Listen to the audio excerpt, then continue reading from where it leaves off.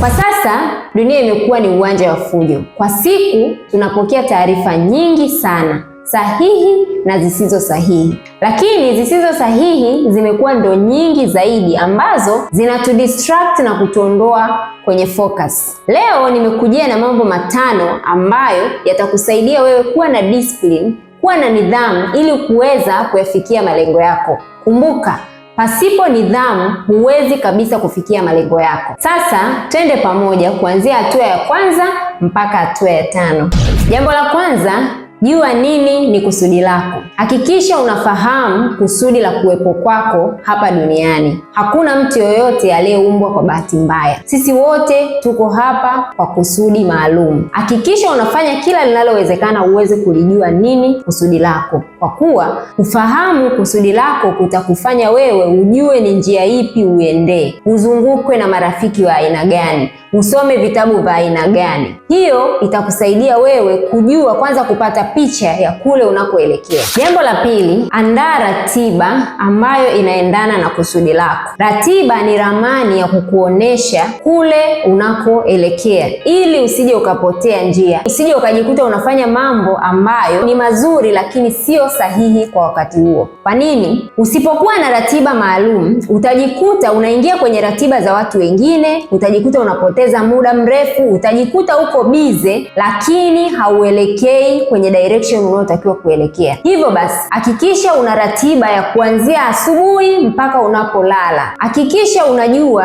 baada ya hili nafanya hili, nikitoka hili nafanya hili. Kwa nini? Kwa sababu hiyo itakuongoza kuepuka kupoteza wakati. Jambo la 3, cut off distractions. Ondoa vizuizi vyote ambavyo vinaweza kukutoa kwenye reli. Hakikisha kitu chochote ambacho hakina umuhimu wa kuwepo kwenye mazingira yako kitoe. Ikiwa labda ni marafiki ambao wanakupotezea muda, aidha ni jamaa, watu wako wa karibu, simu yako kwa maana ya social media, lakini pia kama una ratiba zingine ambazo zinakudistract, hakikisha unaziondoa. Kuwa mindful katika social media. Unavyokuwa ukiscroll kwenye social media, hakikisha unajua exactly nini kimekupeleka pale, kwa sababu bila hivyo utajikuta umehama Instagram, umeingia TikTok, umetoka umeingia YouTube. Mwisho wa siku unakuta umepoteza takribani hata masaa 6, na ukumbuke kila muda unaoupoteza huwezi kuurudisha, hautakaa ujirudie tena. Hivyo basi, kama kuna vitu ambavyo sio vya lazima,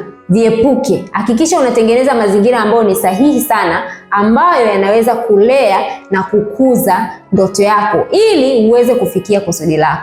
Jambo la 4, chuja taarifa unazozipokea. Taarifa lazima zije, watu lazima watakushauri, lakini suala la maamuzi ni la kwako binafsi. Kwa nini? Maamuzi yako yana nafasi kubwa sana ya kuweza kufikia ndoto yako au kuiharibu. Watu watakavyokushauri, tumia akili yako, chuja kulingana na maono yako. Je, taarifa hii inaendana na kusudi? Je, nikifanya jambo hili litaendana na kule ninakoelekea? Sawa, fulani amenishauri hivi. Je, mimi nikifuata huu ushauri unaenda sambamba na kule ninakotaka kuelekea? Kama ndivyo, hakikisha unachukua hatua. Kama sivyo, hakikisha unaepuka taarifa ambazo sio sahihi. Zitakuja lakini unazichuja. Hakikisha unazichuja ili uweze kufanya mambo ambayo ni muhimu na sahihi kwako kwa wakati ambao upo kwenye kulipambania kusudi lako. Jambo la 5, hii ni hatua ya mwisho lakini hatua muhimu sana. Hakikisha unajilazimisha kuweza kufanya vitu pale ambapo haujisikii kuvifanya. Hii ni hatua ya nidhamu. Maana yake nini? Kuna siku unaamka haujisikii kufanya hicho kitu, na kwa sababu aidha ni ratiba mpya ambayo kwenye lifestyle yako au mwili wako ama akili yako haijazoea. Hakikisha kwa mwanzoni unajilazimisha mpaka utakapoweza kujenga tabia. Kadiri unavyofanya mara nyingi, kadiri unavyorudia mara kwa mara, utajenga tabia, na baadaye haitakuwa kazi tena kwako, itakuwa ina flow naturally, kwa sababu tayari itakuwa ni lifestyle yako na utaweza kufurahia mazingira yako mapya